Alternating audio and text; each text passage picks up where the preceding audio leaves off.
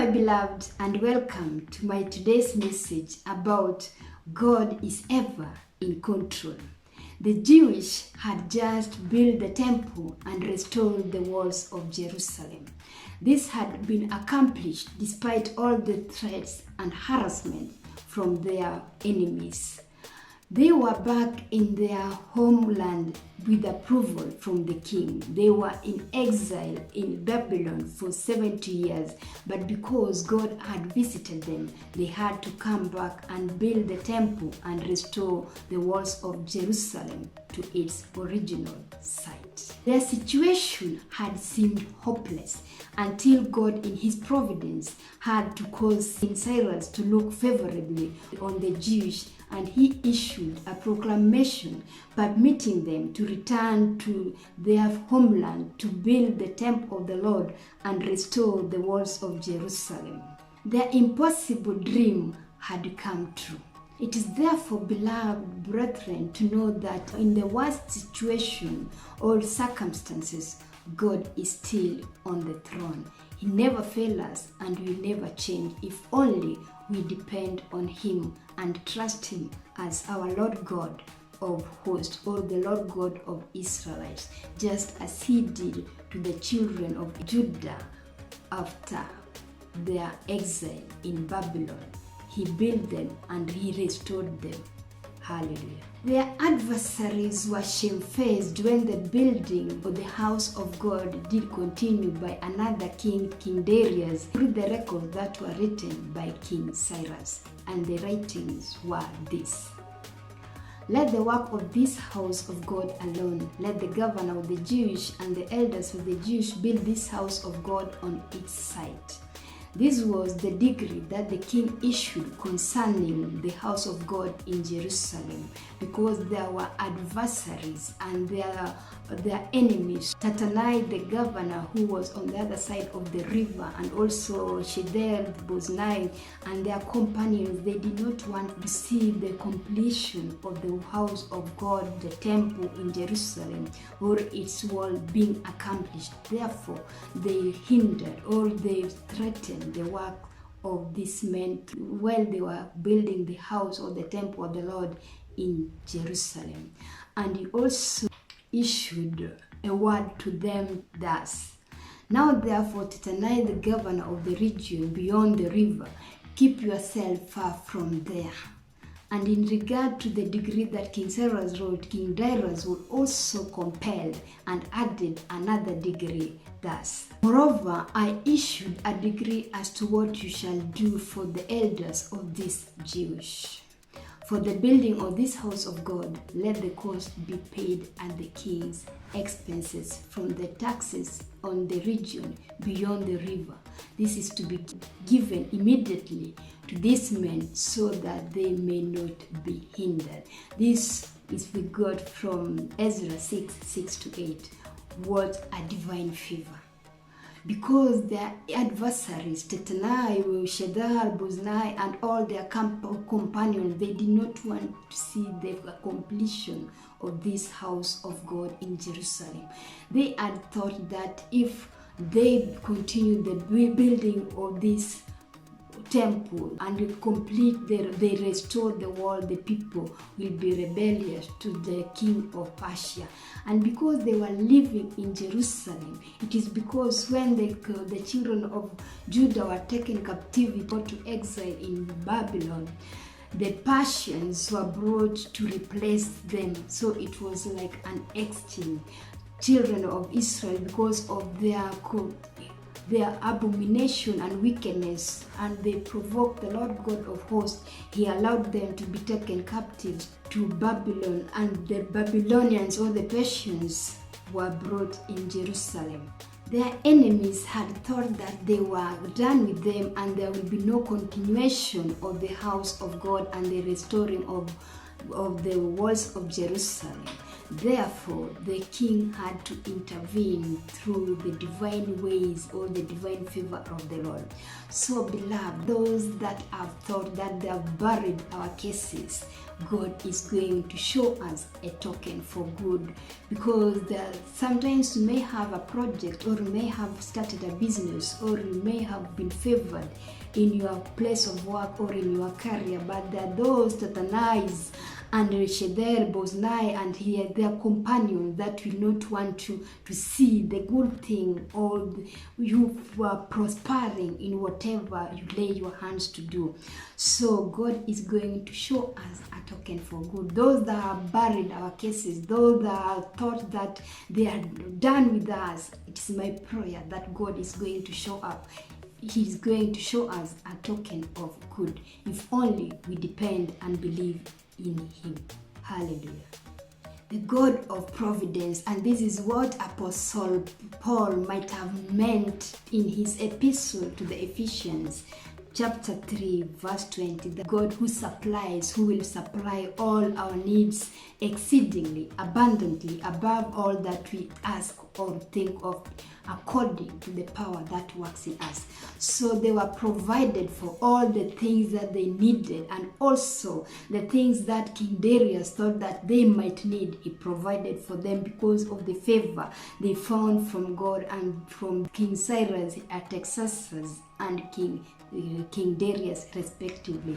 So the work was done diligently, and even their enemies, the ones that were against, that were harassing and threatening their work, also did supply them, and because they had no option but to adhere with the word of the king, the decree that had gone forth. So they also supported the work diligently, and the work did prosper.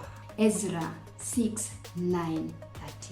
So my beloved brethren, let us know that whatever God begins, it will bring to accomplishment through His servants, or He will make ways, because He is a divine God.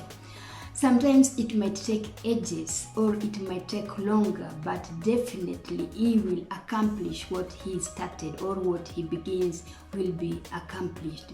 The devil likes it or not, whether our enemies arise to oppose it or not, whatever God has begun, He will surely bring it to accomplishment.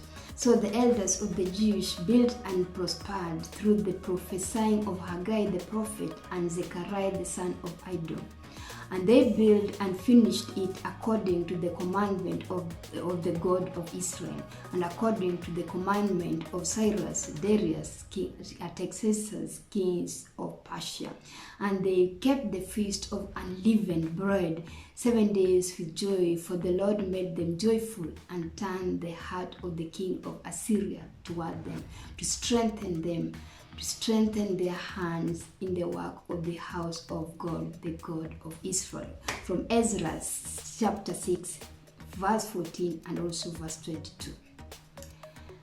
They had thought these were the heathen kings, but it happened that during the first reign of King Cyrus, that he issued a proclamation that and permitting those that were with a willing heart to return to their land in Jerusalem, Judah, so that they may rebuild the temple of the house of God, and also restore the walls of Jerusalem. So after the completion of the work, they were to celebrate the unleavened bread feast that was done the way back during the reign of Jotham, king of Judah, because after that they had kings that did not walk in the ways of God, and until the time they went to exile or to Babylon as captives, they did not have time to celebrate again the Feast of Unleavened Bread. So after rebuilding the temple and restoring the walls to its original sites, they had a reason to celebrate and to give thanks to God and to celebrate. They celebrated for 7 days for the good hand of God that was upon them, and also for the work of God, because God is indeed is always in control amidst all the challenges and all the oppositions, all the trials that we may have passed through. And if we cast our burdens unto Him, surely He will come to our needs, or He will make a way where there seems to be none. God's prophecy through His servant Jeremiah had to be fulfilled. And before captivity, they were warned by Jeremiah the prophet to amend their ways and live according to the standards, the commandments, statutes, and testimonies of God.